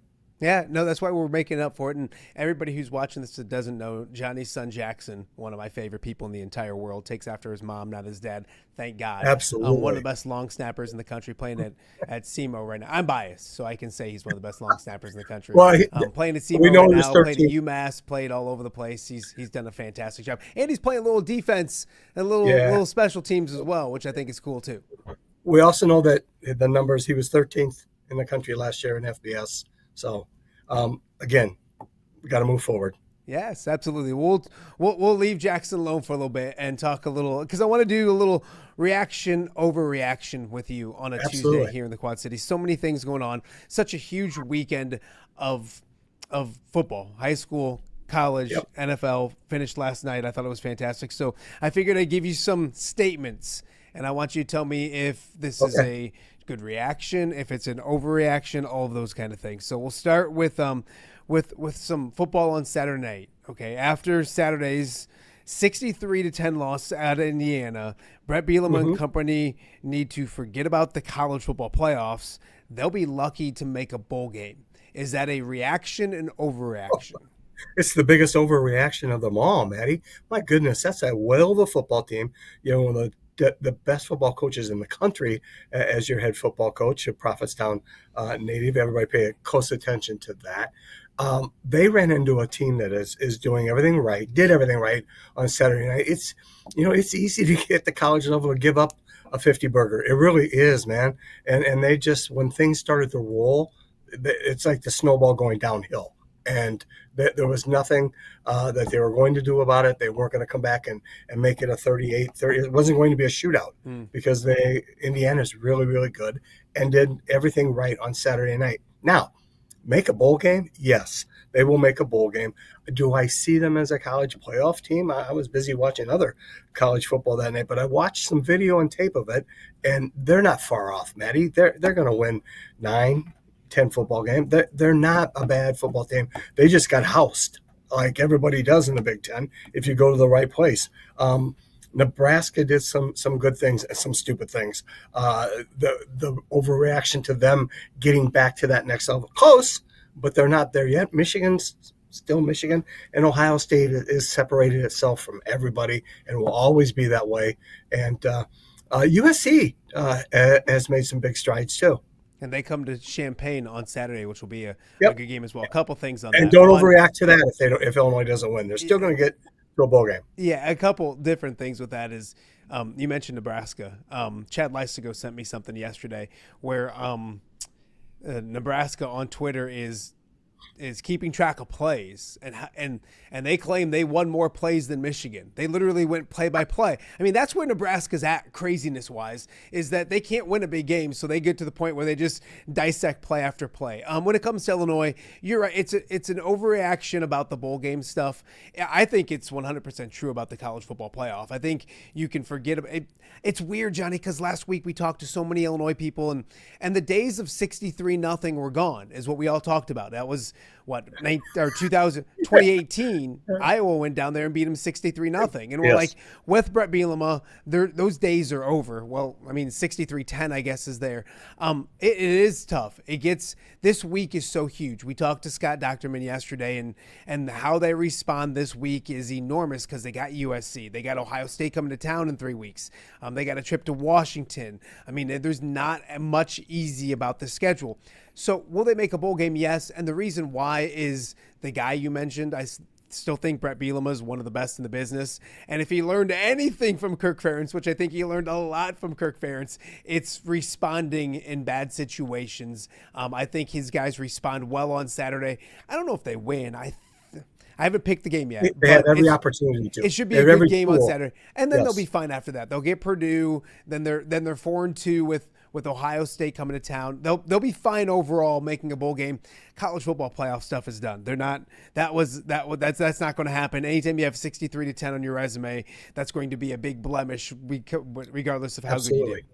Yep, and that's the overriding factor is they see margin. Remember the old days when it was just the AP or UPI or whatever, the coaches poll or the ESPN poll or USA Today. They always took it by you were playing your number ones when you're up 45-10 somewhere or 45, and then just to try to get it by numbers alone is what people voted on that week. So yeah. I can remember Bobby Bowden running it up on people just to make sure they went up a spot in the poll. So no, absolutely. There's a lot of overreaction. There's a lot. I've dealt with a lot of Illini fans that just kind of don't hide your head in the sand. You have a program going in the right direction. My goodness. One thing I didn't love, Johnny, we'll move on to the next one, but the one thing I didn't love is I felt like they quit on Saturday night. When it got to be 42-10 right after the break, I felt like, and now they had injured guys and all that kind of stuff, but there wasn't a lot of fight late, and Cignetti's going to continue to put the foot to the throat. That's just the type of dude he is. So I didn't love seeing that, but I think that gets corrected in a big-time way this week as well. All right, let's go to the Hawkeyes. Caden Weegan was the Big Ten Special Team Player of the Week for the second straight week after returning opening kickoff for a touchdown. Weegan is the best kick returner in the University of Iowa history. Did Tim Dwight where'd Tim Dwight go to college? Yeah, he's pretty good. Yeah, Colin Sandeman go to college. Yeah. And that dude playing for the Eagles? He's pretty good. Who caught punts? Yeah. And let's get back to the Minnesota thing. It wasn't a fair catch. Are you nuts? I had that argument on social media again yesterday. Because Scott and I talked about it, Doctorman, and yeah, it just, whether it was called, hey, Minnesota fans don't like it when you try to take away their one victory over Kirk Ferentz. That one lone victory that PJ Fleck has over Kirk Ferentz. Don't try to take that away. That's like their baby. Don't try to take that from them, but go ahead. I digress. I know what a fair catch signal is, Matt. Yeah. And I'm not, even Don Umlin, who we know doesn't know much, but he knows what a fair catch signal is. That was not a fair catch signal. Yeah. Again, come on, yell and scream all you want. I think Cajun Weegan, that's amazing to take two to the house in today's world. I tip my hat. Is he the best? Again, as soon as Tim Dwight decided that he wanted to play somewhere else besides Iowa, then you can put Cajun Weegan in that. But I think Tim Dwight might be, they're God, long before him. But Tim Dwight is the best return guy in the history of Iowa football. I would agree. I give it to Tim Dwight, one of the best. We're trying to get Tim Dwight. We're trying to track him down, which is tough because he's still fast. I've seen him running 5Ks. He's still fast, but we're gonna get him on off there with Matt Randazzo maybe next week, sometime during the bye week. But yeah, I would put Timmy Dwight. I would put. I think Weegan might be second. And Cooper DeJean, just because he does both kickoff and punt. Yeah. And okay. Coop just did. Coop was amazing. We think of all his amazing moments, but a lot of them were punt returns not punt returns, but interception returns for touchdowns and those kind of things as well. But it's a great, fascinating conversation. But I would agree, a little bit of an overreaction. Tim Dwight probably still has it. Caden Weegan has time, though. We'll see what happens. Oh, absolutely. He has a chance to take it over. Not easy to do at that level. No, not at all. All right, let's go to the NFL. We had trick plays, fourth down conversions, a competent quarterback. The Bears and Ben Johnson turned the corner on Sunday, and they'll be relevant. They'll be what I put down here. They will be in the conversation when it comes to the playoffs at the end of the year. Well, it helps that Minnesota and God bless Carson Wentz. What a great effort. You don't know what that's a wild card there. The other part of that, Matt, is it's one football game. It's against one of the poorest defenses in the league. Dallas moved the football north and south, just didn't get the ball in the end zone. So you have defensive issues. Did they take a step? Yes, they took the right step in the right place. Again, not sold on the quarterback, Ben Johnson. has work to do. There's enough in his toolbox, Matty. He's an offensive genius, and you know that because you rooted for his rear end for the last several years. So we know he has the capabilities. And I'm going to take you a step further. I have watched 100 minutes of Luther Burden huddle video that my son had to prepare for when he was returning kicks at Missouri. Sleepless nights for, as you mentioned, for Jackson. Jackson thought of all the athletes playing against Georgia, Mississippi State, etc., that Luther Burden was the best athlete he has played against, and they worried. Thank God he kind of tweaked his ankle last year, or it would have been 105-3 instead of 45. But he's a weapon, and they know how to utilize him. I think that's a great first step. But the Ravens, who are now 1-2, are just down the road too. After they play the Chiefs, the Bears are just. I think this is not going to get any easier, Matt. No, their schedule's pretty difficult. The way I look at the Bears is, yes, that's what it's going to look like, Johnny. That's the formula. If it's Ben Johnson, that's going for it on fourth down and getting it, not settling for field goals. That's a trick play working. The flea flicker was fun. Yep. I mean, that's what it's going to look like. But you mentioned, and it's not, and Caleb, I can't sit here and bash him, and then when he plays well, say, well, I still think he's bad. That's a step in the right direction. And he's got to put together against a better opponent. I keep looking at Dallas, and Russell Wilson was bad on Sunday night, like really bad. And he threw for 450 yards against Dallas. So I think it was a really bad defense. It works. It's on the right direction. It gets them moving. People just got to be patient. This whole thought process, and that's what I think frustrated me with Bears fans is 2 years ago, Caleb Williams was the number one pick. They had pieces around him. This was going to click right away. And then you look at this year, Ben Johnson came in. They have pieces around him. It's going to click right away. It doesn't. I mean, and if he wants to be, it's crazy, Johnny, watching Ben Johnson, 1 on the sideline, 2 with decisions, and 3 in the post game afterwards, talking to his team. He mimics, and it's not a bad thing. I'm not saying it in a bad way, but he mimics everything everything Dan Campbell is.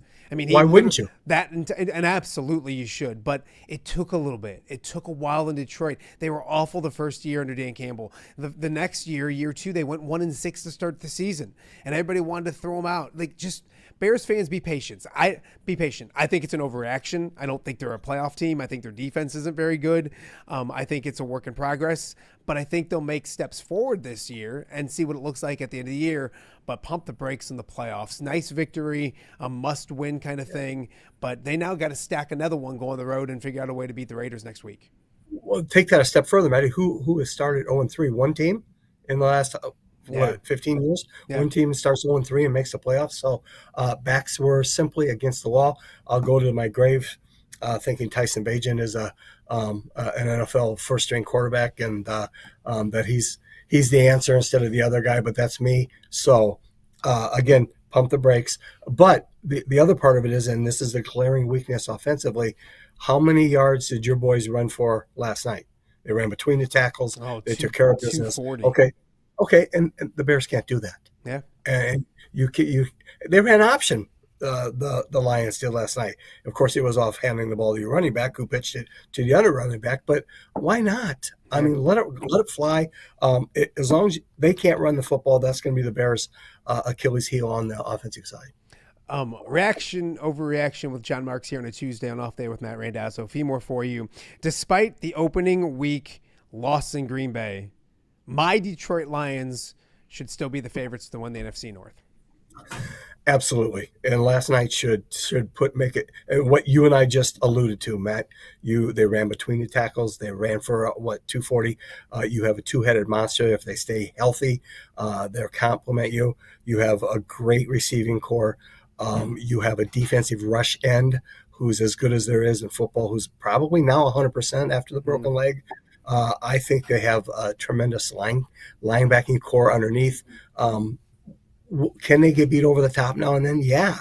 But also give them credit that and I know Derrick Henry fumbled twice, but why didn't he get the football 3-4 straight times at inside the 3-yard line?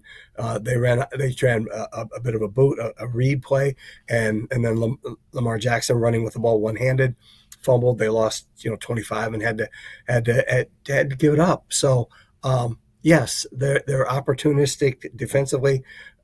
It doesn't matter to Dan Campbell if you win 38-30 and your defense. Yeah, there's some tweaks that need to be made. But offensively, when Jared Goff and has time to throw the football, you have a great receiving core, and you have, again, I think I hate the ball in the air, again, even at the NFL level. And I love watching guys run between the tackle. And remember, when the ball's in the air, 3 things can happen, and 2 of them are bad. So I think everybody should run the football for 248. I'll tell you this. I think the biggest overreaction in football was week 1. When the Packers beat the Lions and everybody was, well, and they need Ben Johnson and they can't run the football and their offensive line is bad. Johnny, they responded to that by scoring 52 and 38 points. They've scored 90 points in 2 weeks, and the Ravens are good. And you mentioned the defense. I understand it. There was a late touchdown that really pissed me off, but a late touchdown. And other than that, though, they took a team that's averaging over 40 points a game in the first 2 games, held them to 30 with a cheap touchdown late. The defense got to the quarterback. It's weird to me because I don't know what week 1 was. It was like they said to the rest of the NFL, screw it. We're gonna wait a week to play. We're gonna give you guys a mulligan and give you guys a head start. I mean, that was as impressive and I was feeling myself last night, Tony. I got the phone out and I was chatting with buddies and all that kind of stuff. That's as good a performance. When that schedule came out, that's the hardest game on the schedule, on a very tough schedule. They go to Philly, they go to Kansas City, they go to LA and the Rams, they went to Lambeau already. I mean, it's a really hard schedule, and that was one of the hardest games, and they went there and they dominated. And the concerns about Frank Ragnow being retired now, that offensive line was dominant. The concerns about Ben Johnson not being there, you had trick plays.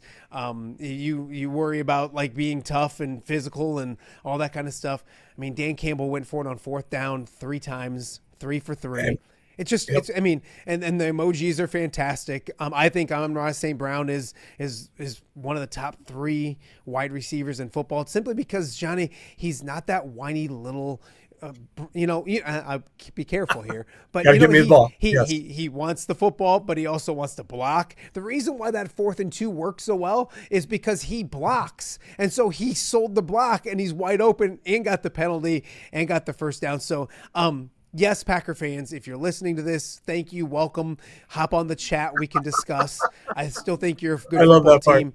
But, man, I was so close last week, Johnny, to pick, and I know it doesn't matter if you're close, but I told everybody that listened the Packers would probably still win that game, but it was going to be a lot closer than people thought.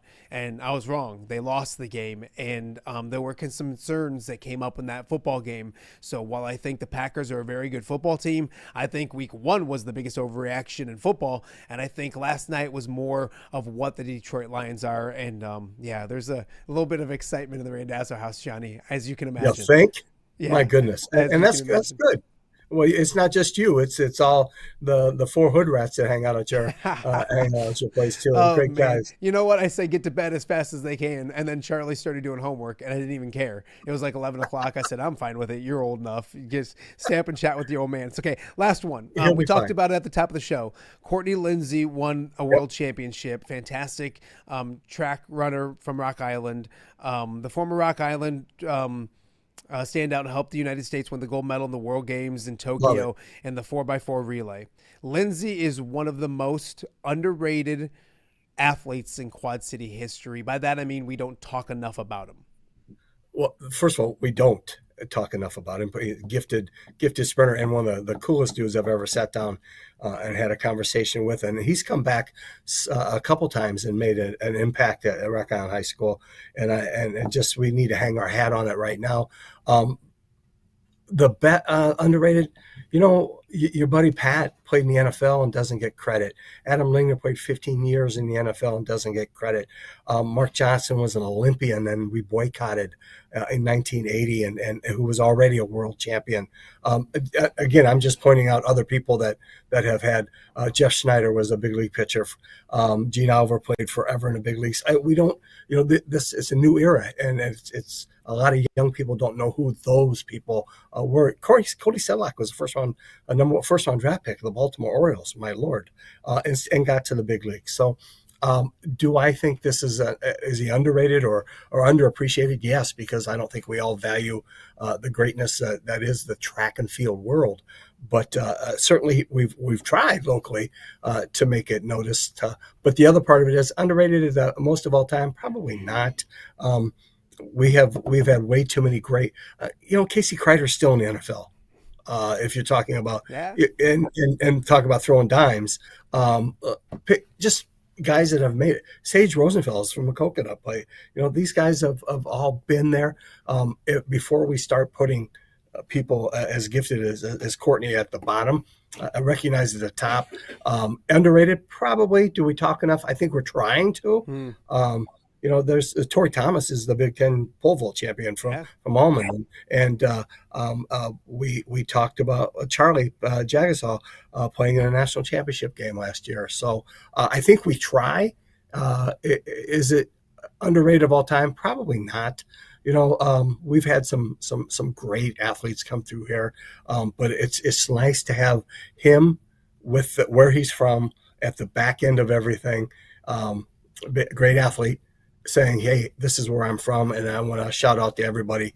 I think we just ride the wave and enjoy it. Yeah, no, you're right. And you look at Madison Keys, the list of Quad City athletes goes on. Thank you. So I think in that entire, we trust me, we'll get done with this and we'll be like, we didn't mention that. So it's not about like ranking them all out for me, but yeah, I think like overrated wise, or not overrated, but underrated, just because maybe underappreciated, just because the fact you mentioned we don't talk enough about them. Another person, we talked about Tim Dwight, and Courtney Lindsay's faster than Tim Dwight ever was. I tried to track him down, is going to be tougher.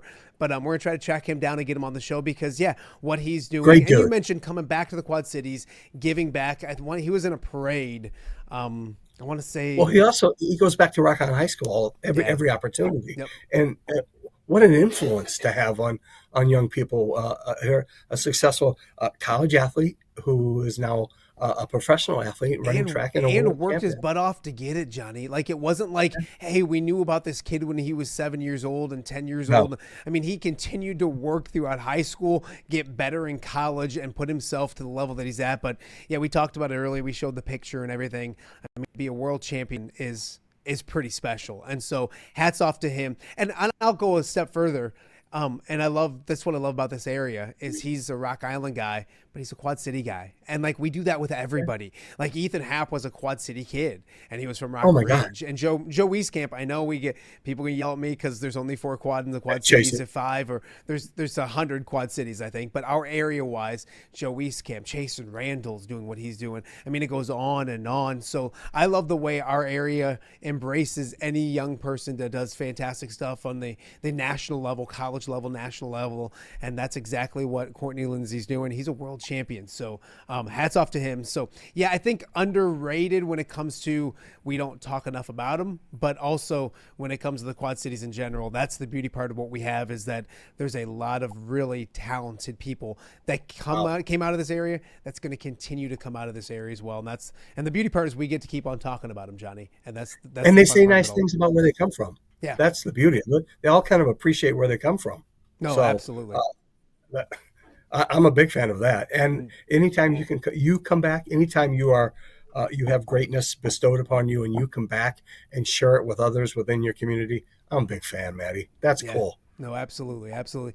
John Marks joining me here and Off the Air with Matt Randazzo. You got to deal with me again this week. You and I will be on the call on MC22, Riverdale and Orion. Riverdale and Orion. I'll get it right by then. Yes. I hope, Johnny. Riverdale. Games at Riverdale.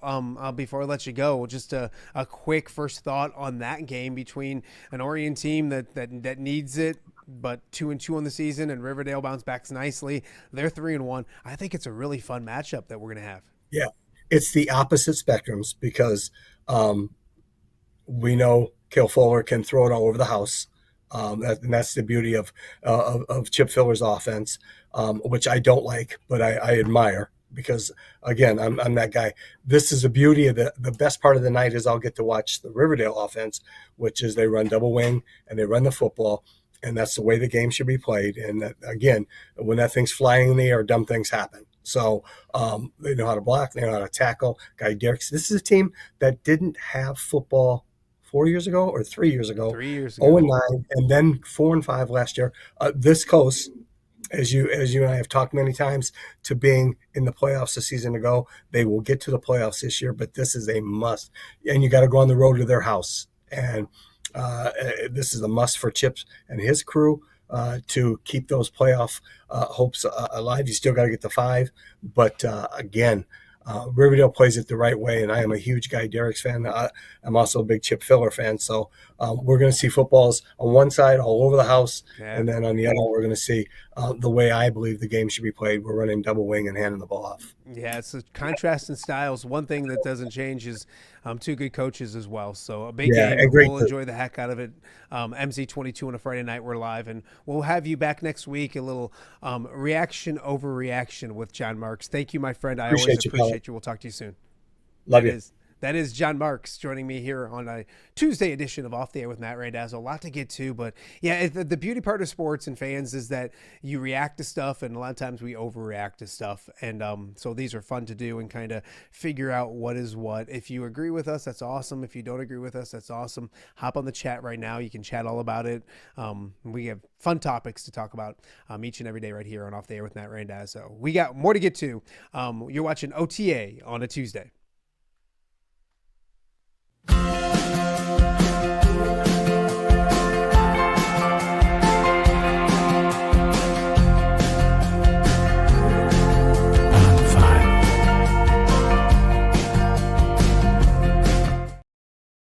Give me the keys. Learning to drive can be stressful for both the student and, yes, the parent as well. Relax. There's an easy way to avoid the stress. Skiles Driving School in East Moline has been helping new drivers hit the road with confidence for over 20 years. Whether you're a teen earning your first license or an adult looking for behind-the-wheel training, we've got you covered. Their certified instructors are patient, experienced, and use modern vehicles equipped for safety and comfort. From classroom instruction to real-world driving, we make learning safe, affordable, and even fun. Call 309-278-0098 or visit skylesdriving.com. Skiles Driving School. Get in, buckle up, drive your future forward.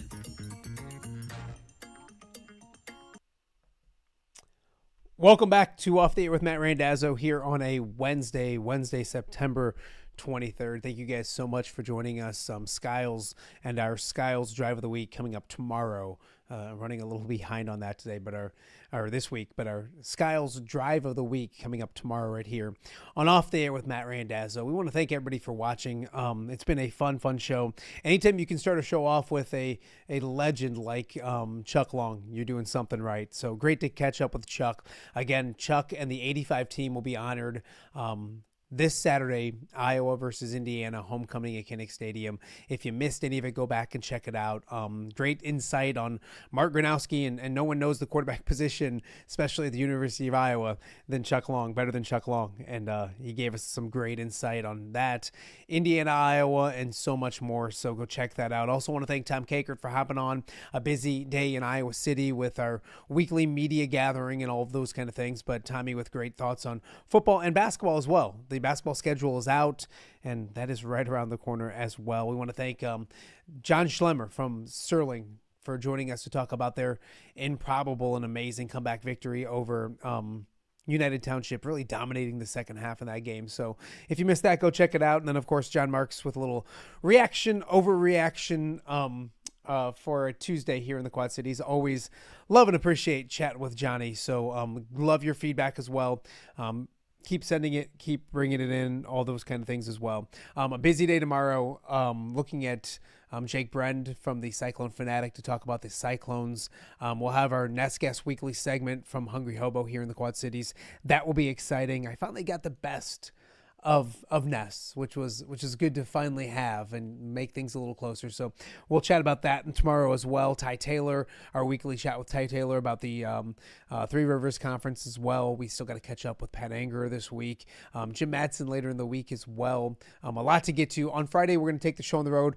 I'm going to go test things out at Rock Ridge to see what the internet and everything is like. But our goal is to be on the road on on Friday from a battle of top 3 ranked teams in the state of Illinois, Rockridge and Newman, just down the road for myself. So that's the goal for Friday. Hopefully that all works out. Don't forget, the Hawkeye Tailgate Show will come your way on the Hawkeye Radio Network coming up on Saturday at 12:30. We'll be live from Kraus Family Plaza at Kinnick Stadium. So if you're going to the game, stop by, say hi. We'd love to see you. If not, wherever you are around the great state of Iowa, check it out on the Hawkeye Tailgate Network. It should be a ton of fun. And then don't forget, and we've been doing it all year, after the Iowa game, we'll come on with a special edition of Off the Air with Matt Randazzo and chat about what happened. And it's a big one, Iowa and Indiana for homecoming at Kinnick Stadium this week. So I want to thank everyone for watching. We appreciate it. And we will be back with a brand new show tomorrow right here on Off the Air with Matt Randazzo.